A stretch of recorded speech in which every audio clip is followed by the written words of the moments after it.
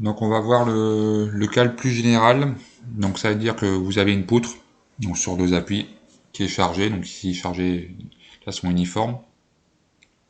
Et donc, comme l'exercice précédent, on va vouloir dimensionner. Donc dans un premier temps, comme on n'a pas les moments maxi, ni la contrainte normale maxi, s'il y en a, il va falloir les calculer. Donc pour pouvoir calculer NVM, on va devoir faire donc, la réaction d'appui, les coupures, etc. Donc ici, je vous ai mis, parce que c'est pas l'objet de ce cours-là, de cette vidéo-là, donc les diagrammes de l'effort tranchant et du moment fléchissant qu'on devait avoir pour cette poutre-là. Donc si vous voulez pour entraînement, vous pouvez essayer de vérifier ces résultats. Et donc on a un effort tranchant, en fait qui ne va pas nous servir à dimensionner. En charpente métallique, ça ne sert pas. En béton armé, ça peut servir pour le dimensionnement des cadres, mais pas en charpente métallique, mis à part le dimensionnement des boulons.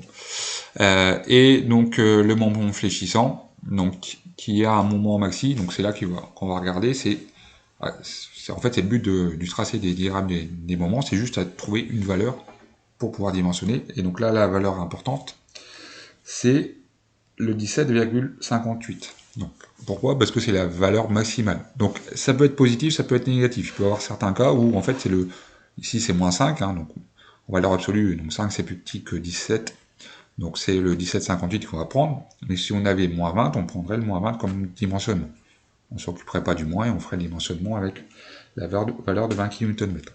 Donc ici, le dimensionnement maximum, le moment maximum, pardon, c'est 17,58. Donc comme c'est un moment, la formule appliquée, c'est sigma égale à m sur i sur v. Donc on cherche i sur v, donc c'est m sur sigma. Donc le moment, c'est le 17,58, 17,58 kN. Et la contrainte admissible, c'est toujours la même chose, quand on dimensionne par rapport à l'acier, on aura toujours le 235 mégapascal. Donc ça, c'est la formule, et donc on va devoir mettre dans des unités correspondantes, donc on va devoir mettre en méganewton, pour avoir des mégas sur des mégas, donc 10 puissance moins 3 sur 235 mégapascal. Donc on calcule tout ça, et on arrive à 7,48, 10 puissance moins 5.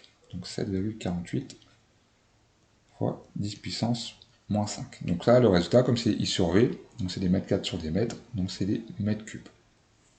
Donc dans le tableau des IPE, j'ai pas des mètres cubes mais des centimètres cubes, donc je vais devoir transformer en centimètres cubes.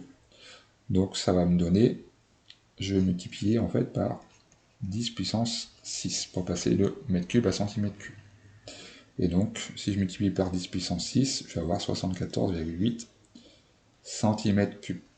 Donc ça c'est la valeur de I sur V qu'on doit avoir au minimum pour l'IPE que je vais choisir. Donc je vais dans le tableau des IPE. Donc ce qui m'intéresse, c'est I sur V, donc c'est le WXX. Et donc le 74,8, je descends, la première valeur à dépasser, ça dépasse pas beaucoup, mais ça dépasse, c'est 77,3. Donc on va sur la gauche, et donc j'ai 140, donc l'IPE qui convient, c'est l'IPE 140. Ça ne sert à rien de prendre un IPE plus grand, il faut prendre le premier qui passe pour éviter de surdimensionner la structure. Donc voilà ce qu'on a quand on a un cas plus général. Donc dans un premier temps, on va faire les réactions d'appui, faire les coupures et les diagrammes NVM. Donc souvent VM, l'effort normal est souvent nul. Et donc ensuite on calcule I sur V, donc en utilisant la formule sigma égale M sur I sur V, en faisant bien attention aux unités. Quand on a la valeur minimale de I sur V, on regarde dans le tableau des IPE, le premier IPE qui passe, et pour pouvoir dimensionner et donc trouver la bonne valeur.